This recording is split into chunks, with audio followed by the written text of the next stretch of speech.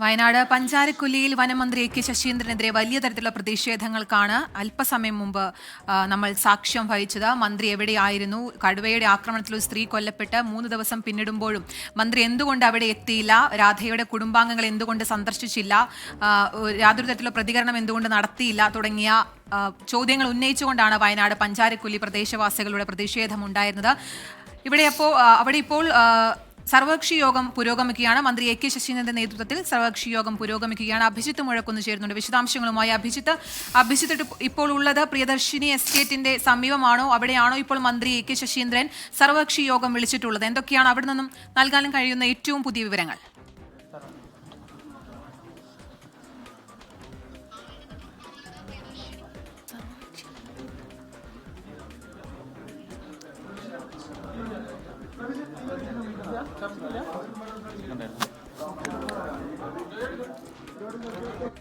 മന്ത്രി കെ ശശീന്ദ്രന്റെ അധ്യക്ഷതയിൽ പ്രിയദർശിനി എസ്റ്റേറ്റിൽ സർവകക്ഷി യോഗം പുരോഗമിക്കുകയാണ്. അഭിജിത്ത് മുഴക്കുന്ന്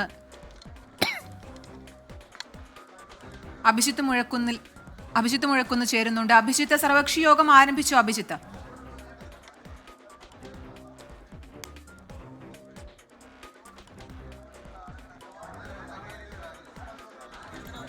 എല്ലാവരുമുണ്ട്. മന്ത്രി, CCF, DFO, ജനപ്രതിനിധികൾ, ഒപ്പം നാട്ടുകാരുടെ പ്രതിനിധികളൊക്കെ ഇപ്പോൾ ഈ ചർച്ചയ്ക്കായി ഗസ്റ്റ് ഹൗസിലേക്ക് എത്തിയിട്ടുണ്ട്. അല്പസമയത്തിനകം ഈ ചർച്ച ആരംഭിക്കുകയും ചെയ്യുമെന്നാണ് നമ്മൾ മനസ്സിലാക്കുന്നത്. ഏറ്റവും പ്രധാനപ്പെട്ട കാര്യം, നേരത്തെ തന്നെ വലിയ രീതിയിലുള്ള പ്രതിഷേധം നാട്ടുകാരുടെ ഭാഗത്ത് ഉയർന്നതാണ്. മന്ത്രിയെ കൊല്ലപ്പെട്ട രാധയുടെ വീട്ടിലേക്ക് കടക്കാൻ സമ്മതിക്കില്ല എന്ന നിലപാടിൽ ഉറച്ചു നിന്നുകൊണ്ടുള്ള ഒരു പ്രതിഷേധമായിരുന്നു നാട്ടുകാരുടെ ഭാഗത്ത് നിന്ന് അരങ്ങേറിയത്. നിലത്ത് കിടന്നുവരെ പ്രതിഷേധിക്കുന്ന ഒരു സാഹചര്യമുണ്ടായി. ഏറ്റവും ഒടുവിൽ മന്ത്രി രാധയുടെ വീട്ടിലെത്തി. രാധയുടെ കുടുംബാംഗങ്ങളെ കണ്ടു. മകന് ജോലി ഉൾപ്പെടെ, അത് താൽക്കാലിക ജോലി ഉൾപ്പെടെ അദ്ദേഹം അതിനുള്ള നിയമന ഉത്തരവ് കൈമാറി. അതിനുശേഷമാണ് ഒരു ചർച്ച എന്നുള്ളൊരു തീരുമാനത്തിലേക്ക് എത്തിയത്. അങ്ങനെ ഒരു അനുനയ നീക്കം പോലീസൊക്കെ ഇടപെട്ട് അക്കാര്യത്തിൽ നടത്തുകയും ചെയ്യുകയായിരുന്നു. നിലവിലിപ്പോൾ പ്രിയദർശിനി എസ്റ്റേറ്റിന് സമീപത്തുള്ള ഗസ്റ്റ് ഹൗസിലേക്ക് എത്തിയിട്ടുണ്ട്. അവിടെ ഒരു ചർച്ച നിലവിൽ നടക്കുകയും ചെയ്യുകയാണ്. എന്തൊക്കെയാണ് ഈ ചർച്ചയ്ക്ക് ശേഷം എടുക്കുന്ന തീരുമാനങ്ങൾ എന്നുള്ളതിലാണ് ഏറ്റവും പ്രധാനപ്പെട്ട കാര്യം.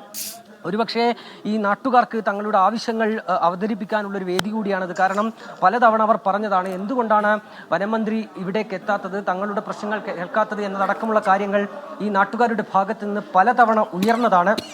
മന്ത്രി ഈ ജില്ലയുടെ ചുമതല കൂടി വഹിക്കുന്ന മന്ത്രിയാണ്. ഈ ജില്ലയുടെ ചുമതലയുള്ള മന്ത്രി ഇത്തരമൊരു പ്രശ്നം നടന്നതിന് ശേഷം, ഇത്തരമൊരു ആക്രമണം നടന്നതിന് ശേഷം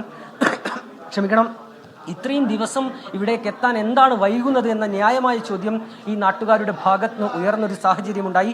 അതിനുശേഷം അദ്ദേഹം കോഴിക്കോട് ഒരു സ്വകാര്യ ചടങ്ങിൽ വെച്ച് പാട്ടുപാടുകയായിരുന്നു. മന്ത്രി ഇത്തരത്തിലൊരു വലിയ വിഷയം ഇവിടെ നടക്കുമ്പോൾ മന്ത്രി അവിടെ പാട്ടുപാടി രസിക്കുകയായിരുന്നു തുടങ്ങിയ രൂക്ഷമായ ആരോപണങ്ങൾ, വിമർശനങ്ങൾ, കുറ്റപ്പെടുത്തലുകളെല്ലാം ഈ പ്രതിഷേധക്കാരുടെ, നാട്ടുകാരുടെ ഭാഗത്ത് ഉയർന്നിരുന്നു. അവരുടെ ഈ വിമർശനങ്ങളിൽ കഴമ്പുണ്ട് എന്നുള്ളത് തന്നെയാണ് യാഥാർത്ഥ്യം. കാരണം അവർ വലിയൊരു ആശങ്കയിലാണ് കഴിഞ്ഞ കുറേ ദിവസങ്ങളായി ജീവിക്കുന്നത്. തങ്ങളുടെ കൂട്ടത്തിൽ ഒരാളെ നഷ്ടമാകുന്ന ഒരു സാഹചര്യത്തിലേക്ക് കാര്യങ്ങൾ എത്തിയപ്പോൾ ഒരാൾ നഷ്ടമായിട്ടും വനമന്ത്രിയുടെ ഭാഗത്ത് നിന്ന് യാതൊരു പ്രതികരണവും ഉണ്ടായില്ല. വനമന്ത്രി അവിടെ എത്തിയില്ല. പകരം ഒരു ഫാഷൻ ഷോയിൽ പങ്കെടുത്ത് പാട്ടുപാടുകയാണ് തുടങ്ങിയ വലിയ തരത്തിലുള്ള ആരോപണങ്ങൾ, അതാണ് പിന്നീട് പ്രതിഷേധങ്ങളിലേക്ക് നയിച്ചത്.